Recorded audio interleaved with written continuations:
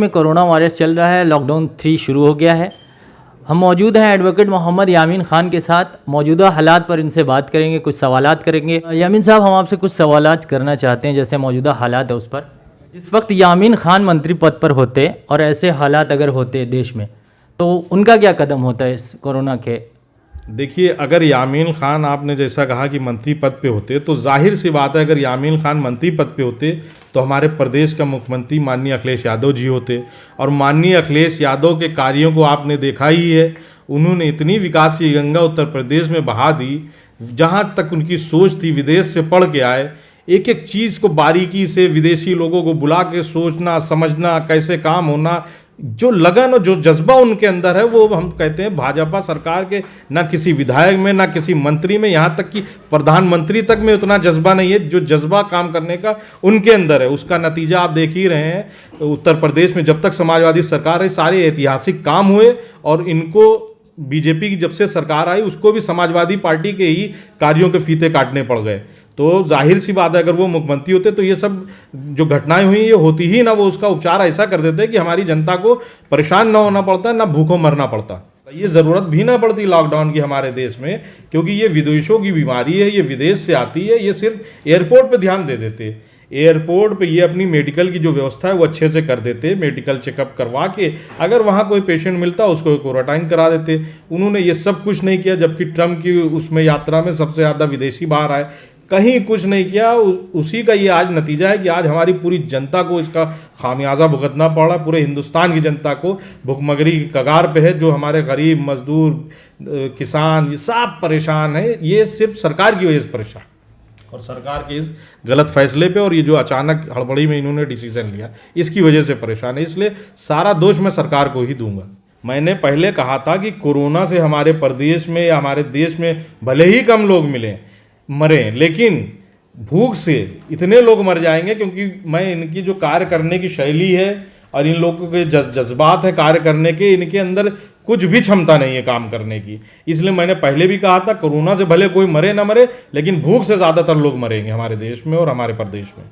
जैसा कि जनता राशन के लिए परेशान है देश में, और ऐसे टाइम पे सरकार ने शराब की दुकानों को खोल दिया, तो इस पर क्या राय है आपकी? ये सरकार का निहायत ही गलत फैसला है, क्योंकि सरकार को अगर ध्यान देना ही था तो शराब की दुकान ना खोल के उनके ऊपर ध्यान देते। जो गरीब मजदूर, हमारा डेली वेजेस पे काम करने वाला है, जिसकी नौकरी, जो कहीं जा नहीं पा रहा है, जो भूखा प्यासा इधर से उधर दौड़ रहा है, जो पैदल लखनऊ से सीतापुर, दिल्ली से लखनऊ, बॉम्बे से मध्य प्रदेश जा रहा है, सरकार को पहले उन पे ध्यान देना चाहिए था। और जो डेली वेजेस वाले, जिनके परिवार में लोग भूखे सो रहे हैं, उन पे ध्यान देना चाहिए था। उनको कैसे सुखी किया जाए, कैसे उनकी समस्या को दूर किया जाए, सरकार को पहले उसका उपचार करना चाहिए था। ये तो खोलना ही नहीं चाहिए था। जब से भाजपा सरकार सत्ता में आई है, उसके बाद से हमारा देश पिछड़ता जा रहा है। जहाँ छोटे छोटे मुल्क दिन पर दिन तरक्की करते जा रहे हैं, वहाँ हमारा देश दिन पर दिन पिछड़ता जा रहा है। डॉलर के मुकाबले रुपया कमज़ोर होता जा रहा है। जीडीपी आपने देखी कितनी गिरती चली गई। और इस अचानक जो लॉकडाउन उन्होंने किया, जो ज़रूरत भी नहीं थी, अगर ये सिर्फ एयरपोर्ट पे ध्यान देते थे तो ये हमारी जनता को ये भुगतना ना पड़ता। लेकिन इनको हमारी गरीब जनता से कोई लेना देना नहीं। ये उद्योगपतियों की सरकार है। ये अपने जो इनके ग्रुप के जो उद्योगपति हैं, उन्हीं को फ़ायदा पहुंचाते हैं, उनको फ़ायदा पहुंचाते हैं। हमारे देश का पैसा बाहर उनको लोन दे के भिजवा दे रहे हैं। अचानक का जो डिसीजन लिया है, इनके पास पूरी भाई सरकार, केंद्र में भी ये लोग, प्रदेश में भी लोग, सारे अधिकारी इनके पास, मोस्ट सीनियर IAS इनके पास, इनको राय मशवरा करके सिर्फ हिटलर शाही, हिटलर फरमान के चक्कर में इन्होंने अचानक किया।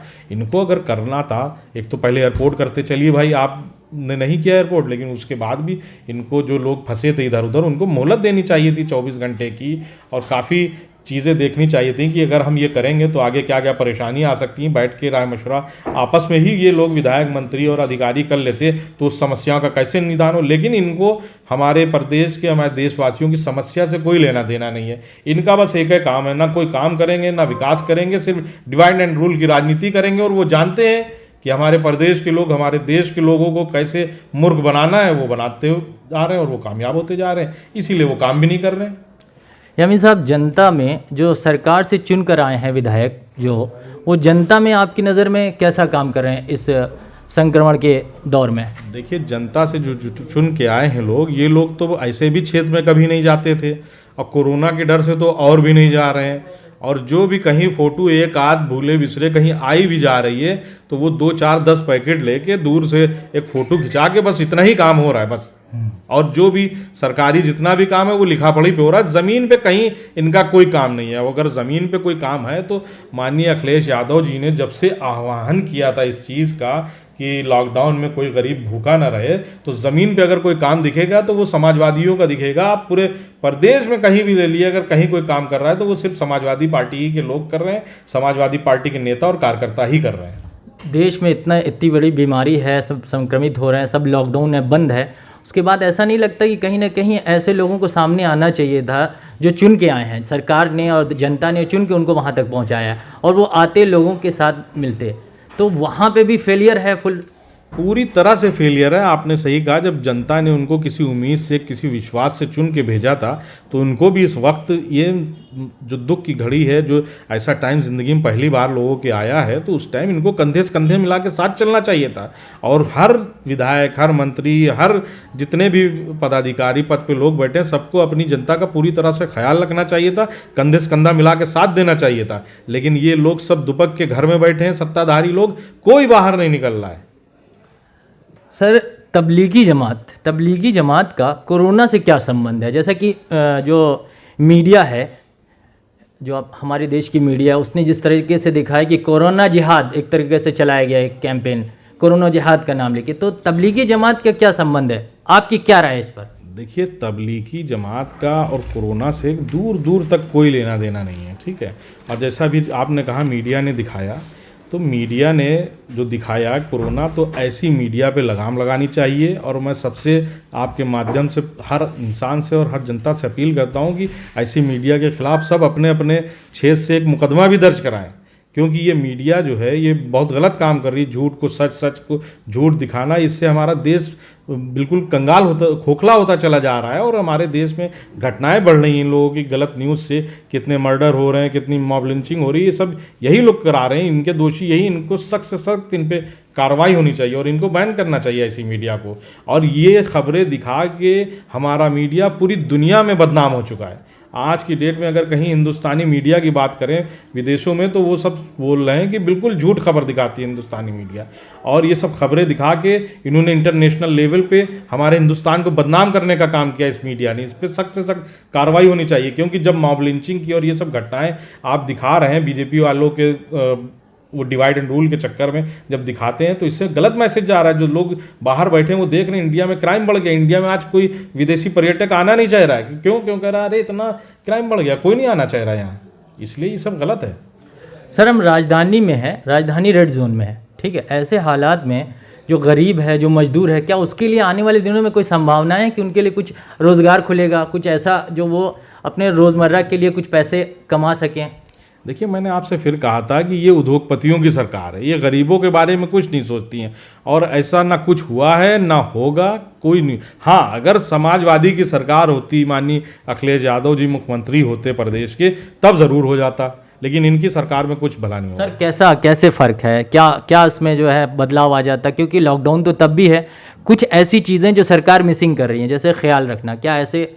भाई, हमारे जो माननीय राष्ट्रीय अध्यक्ष हैं अखिलेश यादव जी, उनके अंदर एक काम करने का जज्बा है और उनके अंदर एक फिक्र है। उनके अंदर अमीर गरीब सबका दुख दर्द बांटने की क्षमता है। इन लोगों की तरह थोड़ी है कि वो हिटलरबाजी नहीं, बिल्कुल बस अधिकारियों पे छोड़ दिया। अधिकारी क्या कर रहे हैं, कैसे मनमानी कर रहे हैं, अधिकारी जो काम कर रहे हैं वो लिखा पढ़ी में कर रहे हैं, किसी को पास भटकने नहीं दे रहे हैं, किसी पास जा नहीं रहे हैं डरे हुए। ऐसे काम थोड़ी होता है। माननीय अखिलेश जी जो विदेश से सब सीख के आए थे सारी नीतियाँ, वो सब यहाँ लागू करते हैं, सब राय मशवरे से काम करते हैं, पूरी एक टीम बनती है, एक पैनल बनते हैं और सारे समाजवादी साथी मिल के पूरा इतना काम कर देते कि कहीं कोई एक आदमी भूखा ना होता, क्योंकि समाजवादी के इतने कार्यकर्ता नेता सब लग जाते, ना कोई भूखा रहता। जितना और जितने लोग पैदल अपने घर से सारी व्यवस्था वो करते, सारी बसें भी इन्होंने भेजी तो वो किराए ले रही है, एक तो इतने दिन बाद भेजी और ऐसे ही भेज दी। भाई, अगर लॉकडाउन था सैनिटाइजेशन करके भेजते बसों को और अच्छे से सब करते, फ्री व्यवस्था, कुछ नहीं किया इन लोगों ने। इन लोग सिर्फ उद्योगपतियों की सरकार है, गरीबों की सरकार नहीं है। यामीन भाई, आखिरी सवाल पूछेंगे। अभी आप पावर में नहीं हैं, ठीक है, अगर आप फिर भी जज्बा है कि जैसे आप यहाँ पर ज़रूरतमंदों तक राशन पहुँच रहा है और ज़्यादा, तो हम ये जानना चाहेंगे कि अभी तक क्या काम किया यामीन साहब ने? अपने क्षेत्र में, अपने इस इलाके में क्या काम किया इस लॉकडाउन में? देखिए, फर्स्ट डे जब लॉकडाउन स्टार्ट हुआ तो हमारे राष्ट्रीय अध्यक्ष जी ने जो आह्वान किया कि कोई भी गरीब भूखा ना जाए, तो पहले दिन तो ज़्यादातर हम लोगों को दिखे तो वो मज़दूर दिखे, मज़दूर किसान जो यहाँ नौकरी करने आए थे, वो लखनऊ से सीतापुर, लखीमपुर यहाँ से पैदल जा रहे थे, जो बिल्कुल हैरान परेशान होकर पैदल चल पड़े।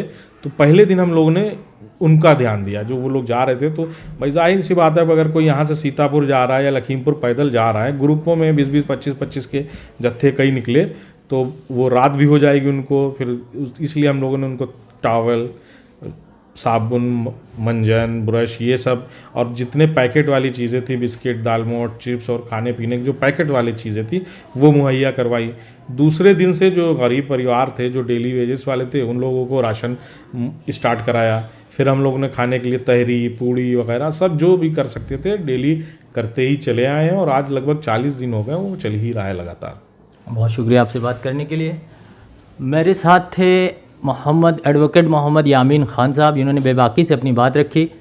तो हम इनसे और भी बातें करेंगे आने वाले समय में, जैसे जैसे लॉकडाउन बढ़ता है या लॉकडाउन की कोई और सूरत बनती है। इरशाद अहमद, लखनऊ से गुलबर्गा।